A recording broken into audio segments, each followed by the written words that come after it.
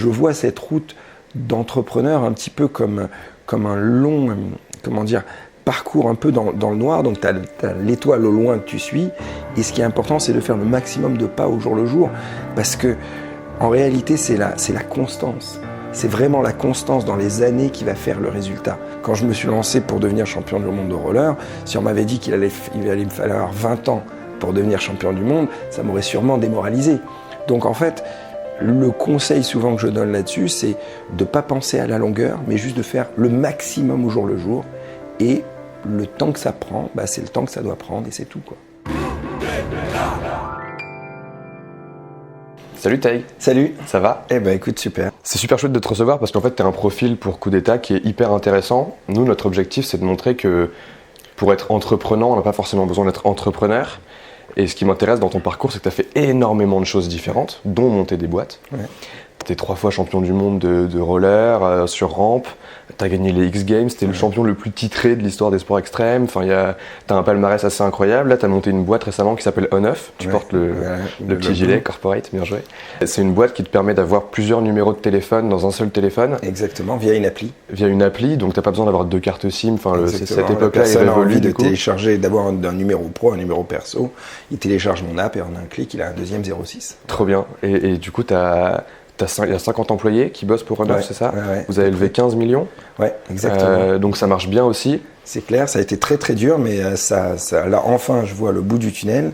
En fait, comme tu dis, j'ai eu plein de vies d'abord en tant que rider, mais très vite j'étais dans une optique d'essayer de réaliser plein de projets, etc. Alors au début j'étais dans mon sport, essayer de monter des boîtes un peu autour de mon sport, d'abord un magasin de roller, après j'ai commencé à fabriquer des skateparks pour les mairies, après j'ai acheté mes propres rampes pour faire mes propres shows, après je me suis diversifié, j'ai fabriqué des gammes de papeterie et maroquinerie scolaire en grande distribution sous licence, donc j'avais acheté l'image par exemple de Tony Parker, Matt Pokora, Christophe Maé, Nintendo, MTV, etc. et mon image évidemment, et je vendais donc des agendas, des trousses, des cartables, des stylos, des corbeilles à papier à Carrefour, Leclerc, etc. Après j'avais monté une boisson énergétique comme Red Bull avant que Red Bull se lance en France. Après j'avais failli lancer une gamme de biscuits chocolatés sous licence également. Donc voilà, j'ai toujours eu des boîtes en parallèle, mais c'était pas spécialement parce que j'avais envie d'être entrepreneur, c'est plus parce que j'avais envie que les choses avancent et j'avais envie de créer des choses, et puisque personne ne le faisait, à la fin j'étais obligé de le faire moi-même, quoi. Donc il y a vraiment un besoin, genre tu t'identifies qu'il manque quelque chose dans le monde et tu y vas, quoi. Voilà, en tout cas au début c'était autour de mon sport, c'est-à-dire que mon sport n'était pas assez populaire, donc je me suis dit je vais pousser les mairies à fabriquer des skateparks, donc je me suis mis à fabriquer, à designer des skateparks moi-même, pareil, à ouvrir un magasin de rollers pour vendre plus de rollers, avoir mes propres shows pour louer des shows et promouvoir le sport. Les gammes de papeterie, c'était à la fois bien sûr pour un petit peu gagner de l'argent, mais surtout pour démocratiser pareil mon image de le sport, puisque je vendais les agendas à mon effigie partout à Carrefour. Après l'événement de la Tour Eiffel que j'ai coproduit, c'était pareil, c'était une façon bien sûr de réaliser un kiff personnel, mais aussi de montrer mon image et l'image du sport auprès du grand public en faisant un événement symbolique. C'est ça finalement qui m'a poussé à être entrepreneur, parce que un sportif dans le foot ou dans le tennis, il a tout sur un plateau. En quelque sorte, il a les avocats, il a les agents. Moi, vu que j'avais rien... Tu peux rentrer dans le moule, juste faire ce qu'il y a à faire. Exactement. Bon, après, c'est du travail, ça, c'est pas du travail, le problème. Bien sûr, mais ils ont besoin d'être que sportifs et ça suffit. Ouais. Moi, il fallait que je sois beaucoup plus que sportif. Il fallait que je sois bon en roller, mais également bon dans plein d'autres choses. Et petit à petit, c'est ça qui m'a formé vers le côté d'entrepreneur. C'est pour ça que j'ai jamais senti la transition de fin de carrière et démarrer en quelque sorte une nouvelle carrière. J'ai toujours fait ça. Il fallait que je sois mon propre agent, mon propre manager, je lise mes propres contrats, que j'ai là une stratégie marketing pour démocratiser l'image. Il fallait que je sois meilleur dans les interviews pour arriver à parler auprès du grand public. Donc de fil en aiguille, je me suis retrouvé à présenter mes propres émissions télé parce que je m'étais amélioré dans les interviews, etc. Donc à force de travail, les opportunités se sont ouvertes. Voilà. Après, il y a eu quand même des hauts et des bas, et il y a 5 ans, c'était un moment, on va dire, un peu de changement dans ma vie, parce que j'arrivais pas à obtenir les autorisations pour les différents records que j'avais fait. En tout cas, j'avais fait Tour Eiffel, Sacré-Cœur, mais je voulais en faire d'autres, et j'avais pas eu les autorisations. Et je m'étais cassé la jambe. Je m'étais séparé de ma copine. Je lui arrivais à 40 ans. Je me suis dit, c'est un moment un peu où il faut se réinventer. J'avais un film que j'avais écrit, que j'avais essayé de monter à Hollywood, qui s'était pas fait, etc. Donc c'était un moment où finalement tout s'écroulait un petit peu autour de moi. Et je me suis dit, il faut que je me lance dans un nouveau projet de création d'entreprise ou de projet en tout cas. Mais je me suis dit, je vais pas aller dans le monde du sport et du roller. Je vais complètement vriller et aller sur le monde de la technologie que j'aimais bien. Et voilà, je suis parti là-dessus. Ok. C'est assez fou parce que hier, je regardais sur le site de On-Off, il y a ta bio. Oui, c'est une page web qui est hyper bien faite et il y a vraiment 1 milliard de trucs, quoi. Il y a un milliard d'étapes à ta vie. Souvent, ce que je vois chez les entrepreneurs, et ça peut être chez moi aussi, tu vois, c'est qu'il y a un blocage à se mettre à faire les choses entre la prise de décision et le moment où tu fais vraiment le truc. T'as pas ce blocage ? Moi, j'ai pas ce blocage. En fait, parce que j'ai eu, je pense, de par mon éducation, j'ai eu une éducation très particulière parce que mes parents ne m'ont jamais scolarisé. Donc, quand je dis jamais, ils n'ont même pas une journée en maternelle de toute ma vie. Et donc, finalement, vu que j'avais aucun diplôme et j'ai jamais appris les choses d'une façon conventionnelle, j'ai appris un côté à être extrêmement débrouillard. C'est-à-dire que, puisque je n'avais jamais appris d'une façon conventionnelle, il fallait que, à chaque fois, je trouve moi-même mes solutions et surtout, c'était toujours mes choix. On m'a jamais poussé à faire quelque chose, ça a toujours été mes propres choix et mes parents m'ont soutenu là-dessus. Donc, en fait, dès que j'avais un projet en tête, je me pose même pas la question si c'est difficile ou quoi que ce soit. Il y a justement beaucoup de gens qui sont en train de se casser la tête à dire mais est-ce que ça va être possible? Est-ce que, voilà, j'ai pas d'équipe, je suis tout seul et en général, l'entourage t'assomme avec des problèmes qui te dit t'as pas d'argent, t'es tout seul, t'y connais rien, etc. Moi tout ça je me pose jamais ces problèmes. J'ai juste le rêve au loin de me dire c'est possible à réaliser ce rêve incroyable et je me concentre juste au jour le jour d'abattre le maximum de problèmes finalement et tant que j'avance, tant qu'à la fin de la journée j'ai abattu une énorme somme de problèmes, ça me va avec le rêve au loin quoi. Donc j'ai jamais de déprime en quelque sorte, je peux jamais avoir de coup bas puisque je vois jamais les problèmes à plus de 24 heures et j'ai toujours le rêve au loin de l'étoile que je suis. C'est intéressant cette dichotomie entre les 24 heures et la vision à long terme. Oui, tu peux facilement te perdre dans la vision et te dire je veux aller là et commencer à faire n'importe quoi. Non, parce que c'est pour moi, en fait, je peux pas me perdre parce que c'est un rêve. Alors, quand je dis, là, il y a bien sûr la stratégie que j'affine au fur et à mesure de la route, parce que quand tu démarres un projet, t'as une vision qui est un petit peu simplée et finalement, elle évolue au fur et à mesure de ta route. Et ce que tu avais prévu au départ, ça a changé. Mais le rêve reste le même. Le rêve est de devenir soit champion du monde, soit de sauter de la Tour Eiffel, soit de créer une boîte mondiale, etc. Donc, c'est ce rêve qui me permet de me lever le matin. Il y a des moments, tu parles des moments difficiles, genre de l'extérieur, c'est difficile à concevoir qu'avec un succès comme le tien, une notoriété comme la tienne, il y a des moments où tu sois vraiment down, tu vois. Alors moi, j'ai vraiment cette chance de jamais être down, en tout cas psychologiquement, où vraiment, je crois que je l'ai été maximum 3 jours dans ma vie, quand j'avais justement sur le lit d'hôpital, quand vraiment je m'étais cassé la jambe.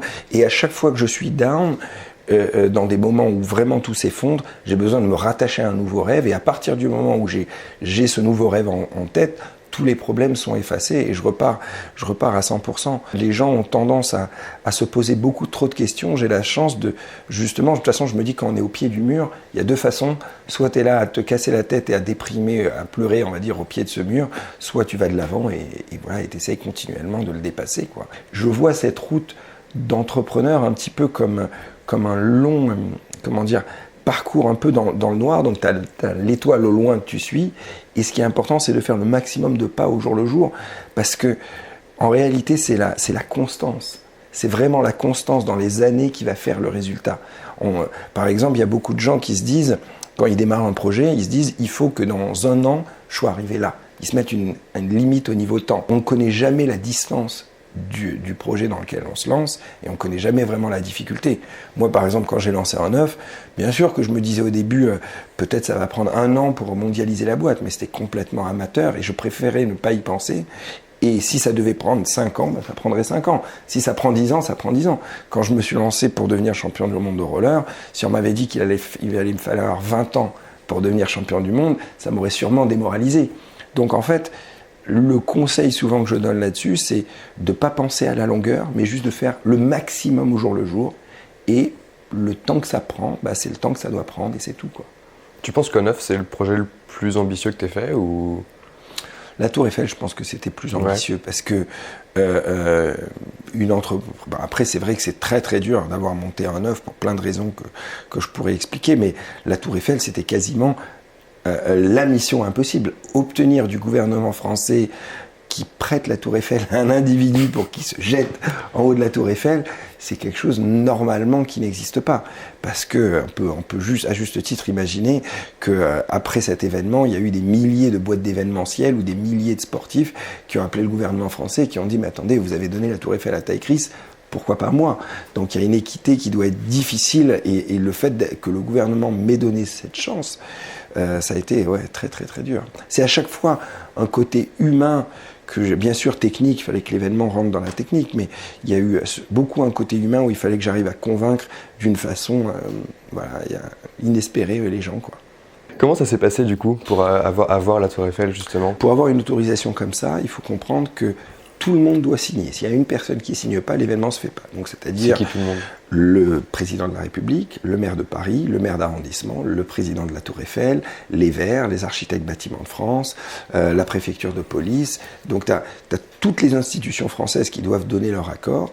Et il y a des aspects techniques, des aspects politiques, etc. Et des aspects sécurité, des aspects qui sont très très durs parce que quand, par exemple, on a le maire de Paris qui signe en bas de la page, si moi je me tue en direct devant 100 000 personnes, c'est en quelque sorte sa responsabilité. Parce qu'il a donné l'autorisation, il peut quasiment perdre sa place par rapport à ça. Donc c'est vrai que c'était très très très dur d'arriver à convaincre tous ces gens de monter l'événement, trouver le budget, monter une équipe de 100 personnes, etc. Comment tu les as convaincus ? Alors, évidemment, il fallait répondre à un cahier des charges technique extrêmement précis. Tout l'aspect technique sur l'événement, construction de la rampe, etc. Les aspects de pas mettre de logo, il y avait plein de choses comme ça. Mais à la fin, c'est de les avoir mis à bord de mon train au niveau passion et d'avoir fait comprendre au gouvernement qu'en me donnant cette autorisation, ils allaient avoir une image de la France qui allait rayonner dans le monde d'une façon jeune et nouvelle et que c'était pas un saut juste d'un sportif qui a envie de se faire un kiff perso, c'était vraiment une image symbolique qu'il est possible de faire de grandes choses en France et qu'on peut aller au bout de ses rêves et que les Français ont la possibilité de faire des choses plus grandes que les Américains ou ce genre de choses. Voilà. Et donc c'est cette profondeur plus grande qui les a fait finalement craquer en quelque sorte. C'est intéressant parce que c'est ce qu'on dit toujours en vente, tu vois, c'est que tu vends pas ton produit, tu vends ce à quoi il sert, la mission qui sert. Exactement, c'était pareil sur un œuf. Au début, vas-y, mais continue.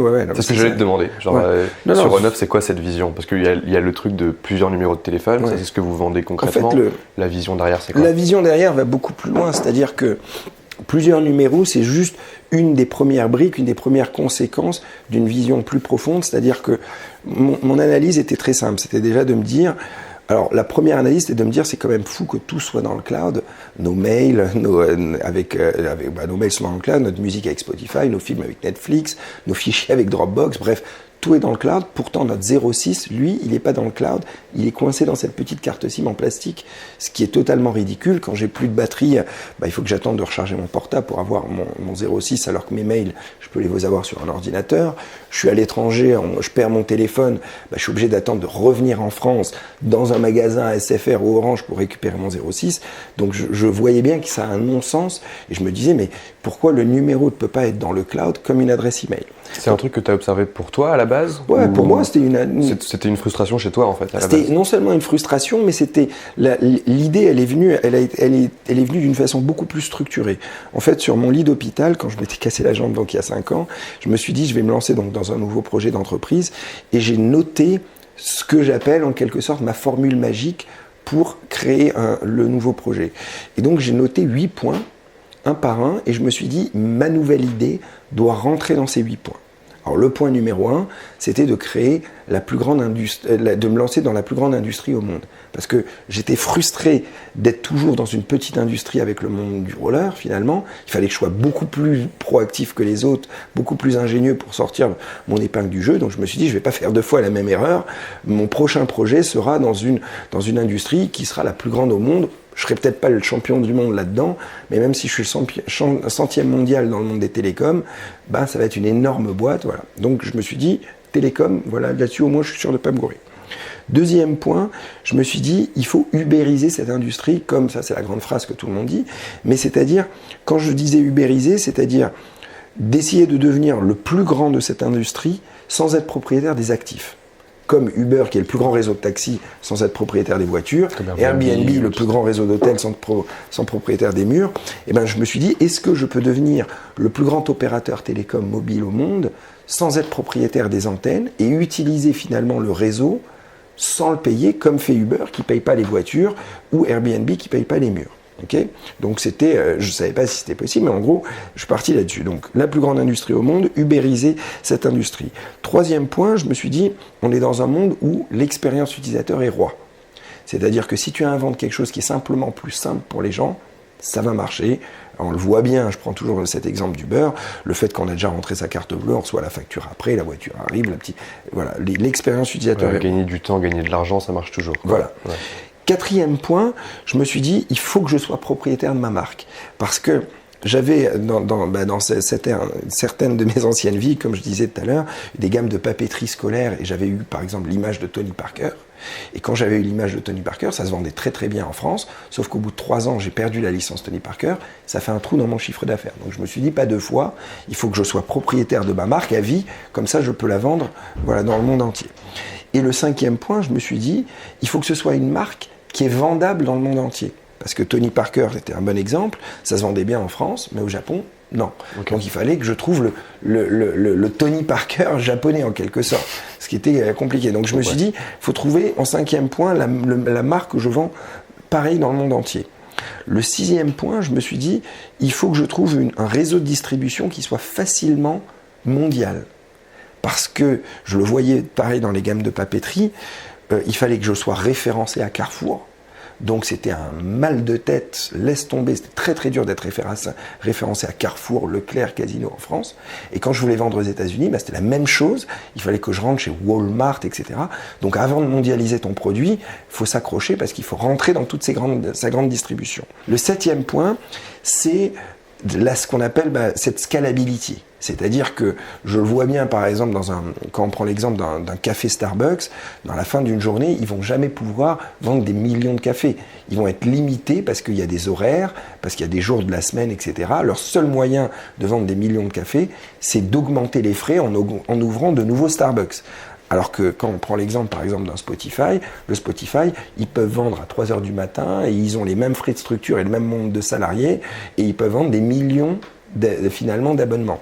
Donc je me suis dit, non seulement il faut que j'ai cette distribution mondiale, mais il faut que ce soit une distribution qui puisse se vendre avec le même nombre d'équipes, 24 heures sur 24, 7 jours sur 7, sans limitation en termes de nombre. Donc quelque chose de vraiment scalable.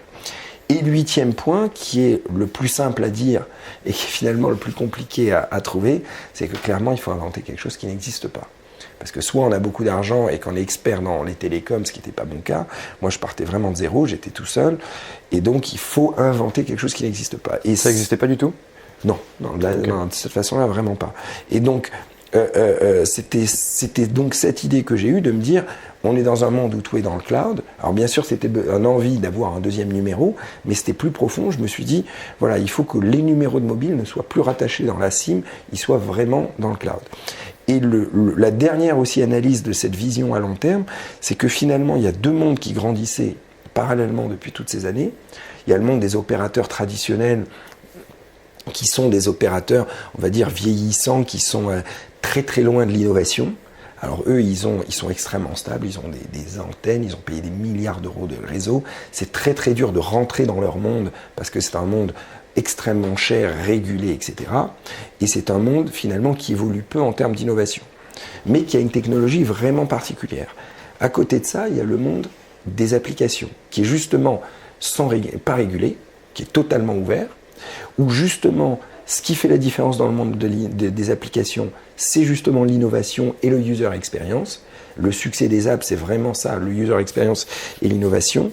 Et finalement, ces 2 mondes ne communiquaient pas l'un vers l'autre. C'est-à-dire que le monde des applications était limité puisqu'il faut appeler que par Internet de la même application vers la même application, WhatsApp vers WhatsApp, etc.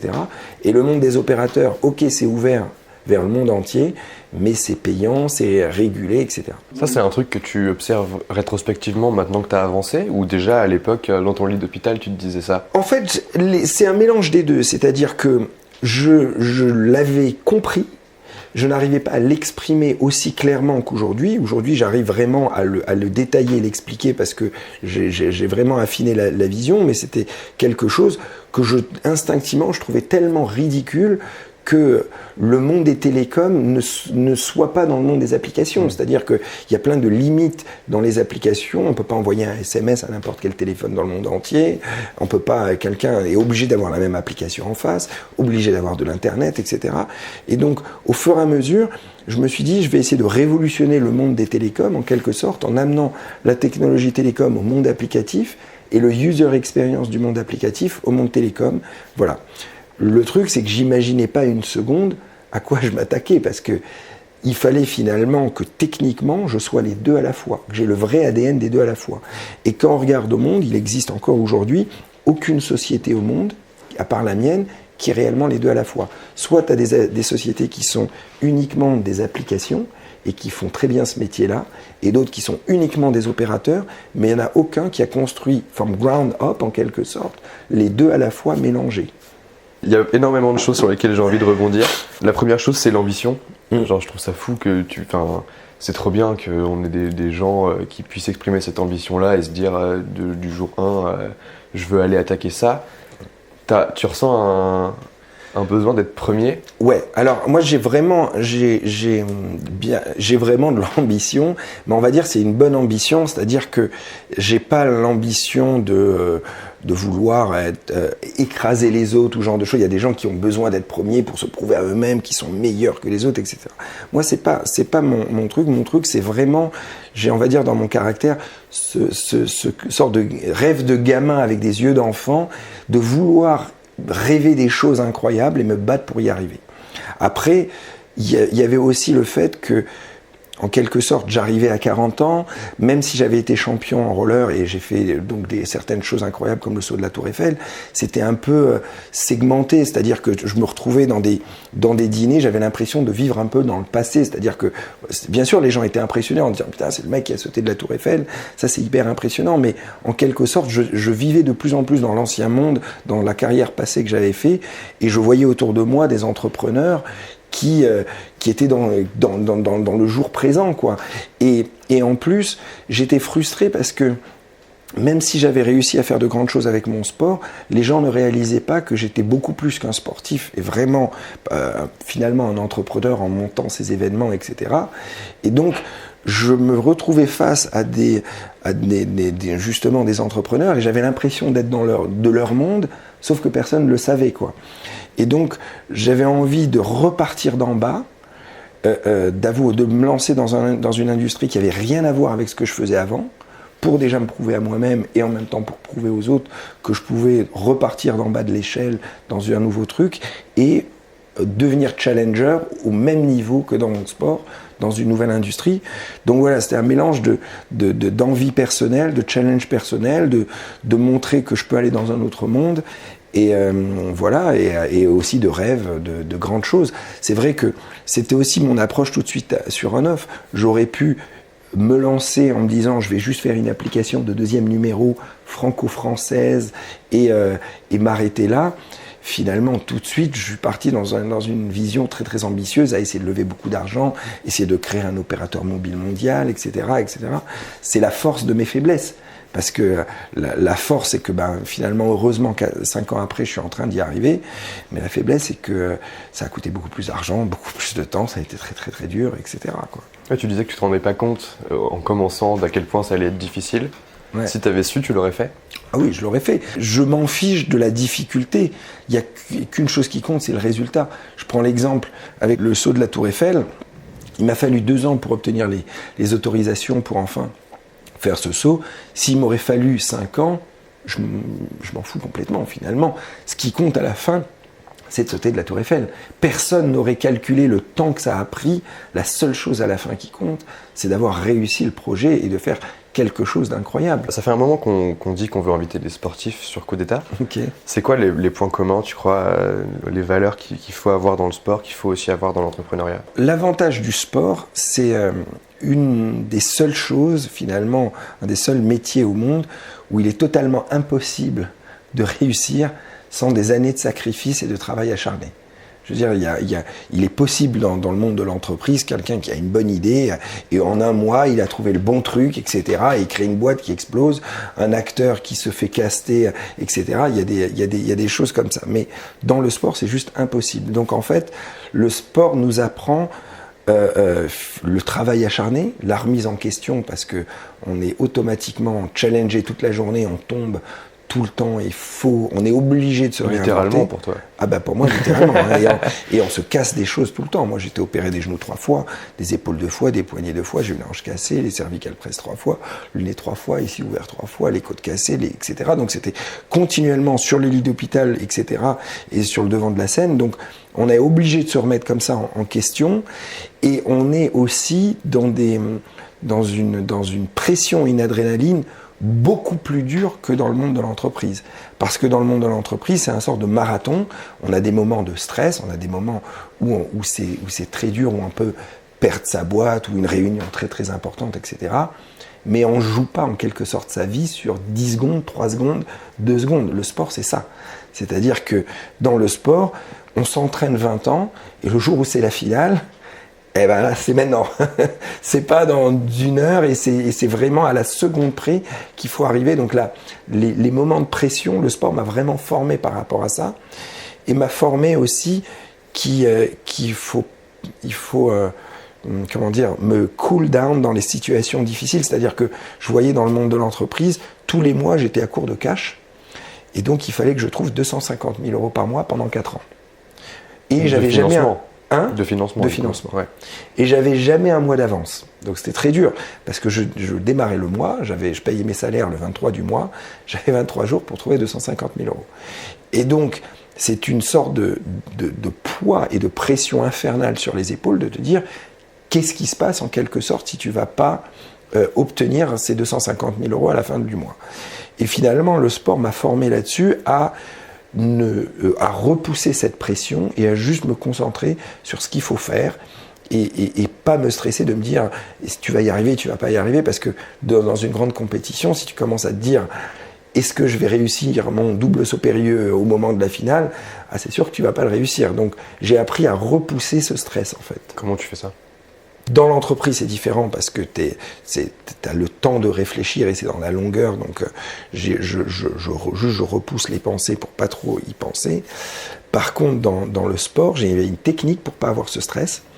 Quand justement tu arrives devant un public et tu dois tenter une figure diabolique, mais j'ai même utilisé ça quand par exemple je prenais la parole devant des milliers de personnes, etc. Évidemment j'avais un trac quand je devais dire un texte extrêmement précis, et avant de monter sur scène ou de faire un show, ton esprit arrête pas de sortir de sa concentration, de penser à l'extérieur, de dire qu'est-ce que je fais si je dis une connerie, est-ce que je vais réussir, etc. Et donc la technique que j'ai trouvée, c'est de me répéter dans la tête en flux tendu uniquement ce que je dois faire, donc des figures pour une compétition ou un texte dans une présentation, et ça permet d'occuper mon cerveau et pas laisser les pensées négatives rentrer. Et en fait, je m'oblige à constamment redire ce texte en flux tendu ou les pensées positives, et j'interchange dans ce texte certains mots positifs du genre tu vas y arriver, c'est possible, etc. Et donc, par exemple, sur une compétition, comment je faisais? J'étais là à me dire, ok, tu fais telle figure, t'inquiète pas, ça va le faire. Et le fait de penser à ça en flux tendu, je laissais pas les pensées négatives rentrer, et ça permettait de tenir. Ça bloquait tout, ouais. C'est fou. Voilà. Ou après, il y a eu ça, et aussi, je réussissais dans certains cas, pour le coup, le saut de la Tour Eiffel, à dédramatiser la pression. C'est-à-dire que clairement, quand j'étais à la Tour Eiffel, t'es à 40 mètres de haut, il faut se jeter dans le vide, tu sais pas si tu vas rester en vie en quelque sorte ou pas. Je l'avais jamais fait. C'est une sacrée pression. C'est une sacrée pression, il y a 100 000 personnes en bas, et quand tu es sur cette nacelle qui tangue avec le vent à 40 mètres, clairement le cerveau n'est pas habitué à ça. Donc le cerveau, évidemment, a les jambes qui tremblent. T'es là, t'es à 40 mètres sur une nacelle, faut te jeter dans le vide. C'est quelque chose de diabolique, c'est pas Alors possible. Alors que tes rollers, tu les maîtrises, tu savais ce que tu faisais quand Oui, même un minimum. bien sûr, mais... sauf que au championnat du monde, la rampe fait 4 mètres, là j'étais à 40 mètres. Donc personne n'est préparé à ça. Et donc en fait, ce que j'ai fait à ce moment-là, c'est que je me suis dit, de toutes les façons, tu vas sauter. Quoi que tu aies peur ou que tu aies pas peur, résultat est le même, tu vas sauter parce que t'as pas fait tout ça pour dégonfler devant 100 000 personnes. Donc finalement, autant ne pas avoir peur. Donc j'ai dédramatisé la peur là-dessus et après je me suis dit, qu'est-ce qui peut être très très grave ? Tu peux te casser un bras, une jambe, normalement je devrais pas mourir. Et donc si c'est juste un bras ou une jambe de cassé, c'est pas très grave. Donc j'ai dédramatisé la peur et grâce à ça, j'ai pas eu peur. Finalement, dans le monde de l'entreprise, on peut faire souvent la même chose, c'est-à-dire que cette peur panique de dire qu'est-ce qui arriverait si je ne trouve pas l'argent, si je perds la boîte, etc. Eh ben, finalement, c'est pas très très grave. Je ferai autre chose et j'aurai appris de cette expérience, etc. J'essaye de dédramatiser, quoi. T'étais coaché quand t'as commencé à faire du roller en pro ? T'as toujours été tout seul ? Ouais, j'ai toujours été tout seul. C'est un truc aussi qui m'a marqué dans la timeline du site de Oneuf. C'est qu'il y a des moments où c'est marqué que t'es tout seul et que genre il y a quelque chose qui s'est cassé la gueule et que t'es tout seul. C'est toujours le cas. Dans ma vie, c'est toujours le cas. T'as toujours été seul.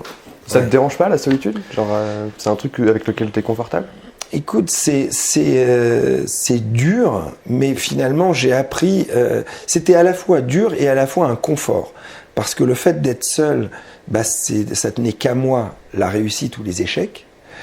Donc quand j'avais des échecs, j'apprenais de mes échecs et je me prenais des claques et voilà, j'étais face à mes responsabilités, les réussites également, et j'ai appris à finalement gérer moi-même mes responsabilités et parce que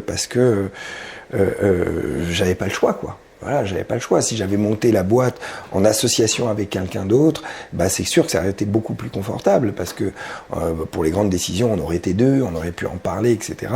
Mais j'ai eu des mauvaises expériences par le passé où je m'étais associé avec des gars où en tout cas, ça s'est mal passé. Et donc, j'ai appris avec l'expérience qu'il est mieux, en tout cas pour moi, d'avoir un contrôle absolu et avoir des associés qui m'aident, mais le contrôle, c'est moi qui l'ai.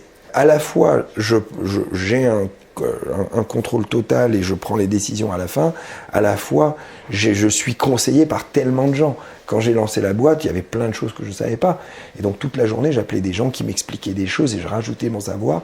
Comment tu choisis les gens qui te donnent des conseils ? Parce que je suppose que vu qu'il y a énormément de gens qui gravitent autour de toi, il doit y avoir tout le monde qui te donne son avis tout le temps. Est-ce que tu choisis ou est-ce que tu écoutes tout le monde ? Comment tu fais l'arbitrage ? Alors, comment je fais l'arbitrage ? Quand j'ai commencé ma carrière, vu que j'avais aucun réseau, aucun contact, j'ai vite compris que non seulement il fallait que je me crée un réseau, et en plus j'avais besoin d'augmenter mon savoir au maximum. Donc tous les gens que je rencontrais, vraiment je m'intéressais à eux pour de vrai, c'est-à-dire que j'essayais de comprendre leur métier, etc. Et je documentais en quelque sorte ça dans mon répertoire. C'est-à-dire telle personne, elle fait ça, etc. Je mettais des notes. Et au fur et à mesure de toutes ces années, j'ai construit un sort de carnet d'adresses d'à peu près 8000 personnes dans mon téléphone, finalement documenté sur différents métiers, etc. Et je m'intéressais, donc j'ai vraiment augmenté énormément mon savoir. Et donc à chaque fois que j'avais un problème, j'avais dans mes 8000 personnes automatiquement une personne qui pouvait répondre à une partie du problème. Et tant que je n'avais pas une compréhension d'une solution, j'appelais telle personne, etc. Par contre, c'est vrai que c'était toujours moi à la fin qui faisais le tri. C'est-à-dire que je pouvais appeler 10 personnes différentes et je prenais un petit conseil par-ci, un petit conseil par-là. Je mettais dans ma marmite et je challengeais ça. Et à la fin, il fallait que je sois personnellement vraiment convaincu que mon bon choix, il est celui-là, quoi. Voilà. Il fallait que ce soit le bon sens qui prime. Ok. Cette histoire de choix m'intéresse vraiment beaucoup. Genre le bon choix, tu peux passer des jours et des jours, voire des semaines, voire des mois à savoir si c'est le bon choix ou pas. À quel moment tu décides que c'est le bon choix ? Voilà, ça c'est un bon point. Il y a des gens qui réfléchissent beaucoup avant d'agir. Moi c'est l'inverse. J'agis quasiment en réfléchissant. Ça a une force et un inconvénient. C'est vraiment, on le voit sur Oneuf, je suis parti à l'aventure sans savoir rien tout seul sur ce lit d'hôpital, alors qu'il y aurait des gens qui auraient commencé à faire une étude de marché, analyser la faisabilité, analyser la régulation, etc. Moi je suis parti bien en tête, et sur la route, au fur et à mesure, je change et j'adapte ma vision. Et donc, je fais la même chose sur la vision, c'est-à-dire que j'ai des convictions extrêmement fortes, mais à la fois, ces convictions peuvent être cassées une seconde après, si j'en ai une qui est un peu plus forte. Okay. Donc, en fait... Donc, ça s'arrête jamais, ça peut s'arrête jamais s'arrêter. Ouais. Exactement, ça s'arrête jamais. Et donc, ça me permet d'être extrêmement convaincu et convaincant quand je rencontre des gens, parce que quand je rencontre des gens, j'ai une vision extrêmement arrêtée avec disant mais on va aller là, je vais faire ci, etc. Le marché il est comme ça, etc. Mais si à un moment je rencontre quelqu'un qui me fait comprendre qu'en fait j'avais un peu tort là-dessus et que la vision elle est pas comme ça, mais elle est comme ça, j'accapare sa nouvelle vision et ça devient ma vision. J'ai aucun orgueil là-dessus en disant non ça c'est ma vision, c'est le résultat qui prime et donc il n'y a que le bon sens du résultat qui gagnera à la fin. Donc tu fais tout à l'instinct? Tout à l'instinct, oui à l'instinct, à la conviction du moment.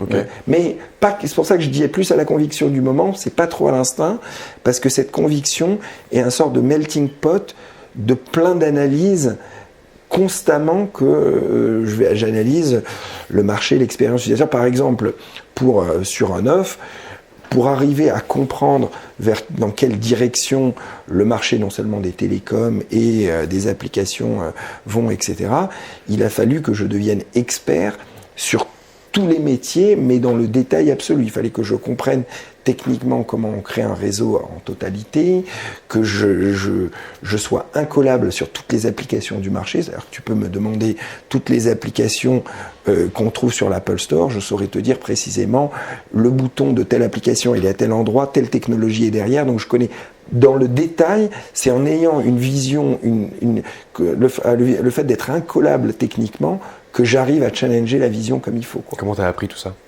À la fois... Avec les 8000 personnes ? Non, pas que. Alors, c'est bien sûr que quand je connais pas un truc, j'appelle des gens qui m'expliquent, etc. Mais je vois qu'on apprend beaucoup plus dans la pratique que la théorie. Vu que moi, j'ai jamais été à l'école, j'ai jamais appris d'une façon pratique. Jamais d'une façon théorique, je veux dire, justement d'une façon pratique. Ça me fascine. Depuis tout à l'heure, je pense qu'à ça. Genre, dans tout ce que tu dis, il y a un truc qui me fait dire, genre... Il y a un truc qui cloche avec l'école. Et sur l'école, tu as tout à fait raison. Justement, je pense qu'un des prochains projets que je ferai dans ma vie, ça sera de créer une école. Parce que je vois vraiment que les élèves sont assis en quelque sorte sur cette chaise, à devoir finalement beaucoup plus apprendre du par cœur qu'autre chose. Mais c'est terrible. C'est une usine à créer les mêmes personnes. Exactement. Et la vie, elle n'est pas comme ça. Quand tu es par exemple, on le voit bien dans le monde de l'entreprise, il est impossible de connaître les problèmes qu'on va avoir à l'avance, et donc en fait c'est beaucoup plus ce côté débrouillard qui va et avoir cette liberté d'esprit à inventer à chaque fois une solution nouvelle. Et j'ai toujours fait ça dans ma vie. Par exemple, quand j'avais commencé à voyager en roller, je parlais aucune langue étrangère. À l'époque, il n'y avait pas toutes les applis, etc., qu'on peut avoir maintenant pour apprendre. Donc, qu'est-ce que j'ai fait ? J'ai pris un dictionnaire et j'ai écrit sur un dossier Excel 1500 mots dans différentes langues. J'ai imprimé ça et j'ai appris par cœur mes 1500 mots. Et une fois que je connaissais les 1500 mots, je connaissais la langue. Ça marche vraiment. Ah ouais, j'avais fait ça. C'est un vrai truc. C'est tu comme peux ça que j'ai apprendre appris à parler une langue en lisant le dico. En documentant, en fait, parce que je me suis rendu compte que quand on connaît 1500 mots, on a besoin globalement de 1500 mots pour arriver à parler. Okay. À peu près, on utilise à peu près 1500 mots. Donc, à partir du moment où on les maîtrise, une fois qu'on arrive dans le pays, on va quasiment tout comprendre. On va parler un peu bêtement au début, à juste rassembler des mots ensemble, mais très vite, on va comprendre les conjugaisons, ce genre de choses. Donc, à chaque fois, je trouvais mes propres solutions. J'avais pendant un moment, vu que j'avais écrit mon livre, mon scénario, je voulais faire un storyboard, et donc je me suis rendu compte que pour faire un storyboard qui se respecte, il fallait que je passe au moins 2 ans à faire du dessin.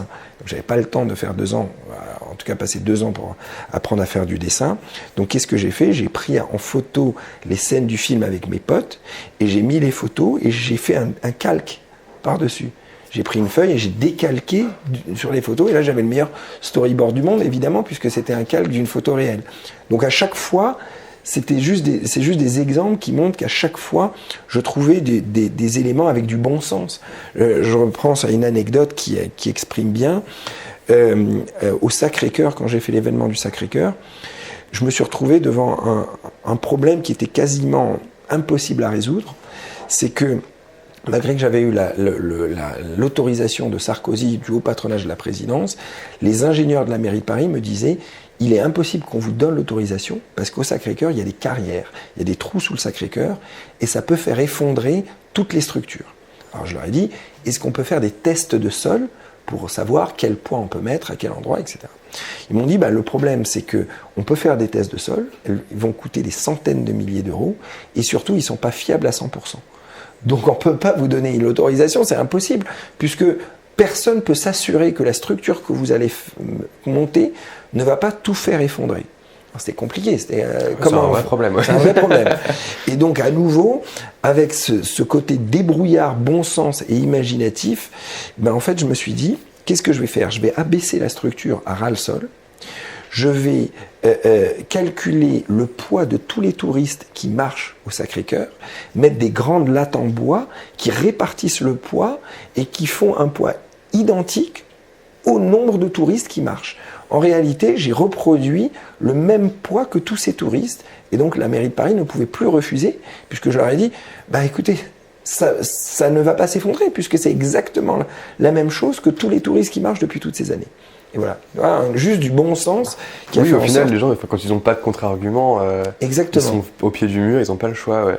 Exactement. À chaque fois, je faisais ça, en tout cas pour les autorisations, c'est-à-dire que je prenais les problèmes et j'apportais les solutions avec du bon sens et de l'imagination. Et à la Tour Eiffel, il me disait on peut pas fermer la route en bas, très bien, je surélève la rampe, je mets un pont. On ne peut pas attacher la structure à la Tour Eiffel, très bien, je fais 2 bras métalliques qui font monter une nacelle qui s'arrête à 30 cm de la Tour Eiffel pour donner l'illusion que cette nacelle y est accrochée, etc. Donc voilà, à chaque fois, le bon sens. Donc ce côté débrouillard, c'est quelque chose, j'ai l'impression que l'école ne l'apprend pas suffisamment. Ou l'enlève même. Ou peut-être même l'enlève, tu as raison. Et donc, sûrement un jour, je ferai justement cette école de liberté qui va donner beaucoup plus une liberté d'esprit aux gens.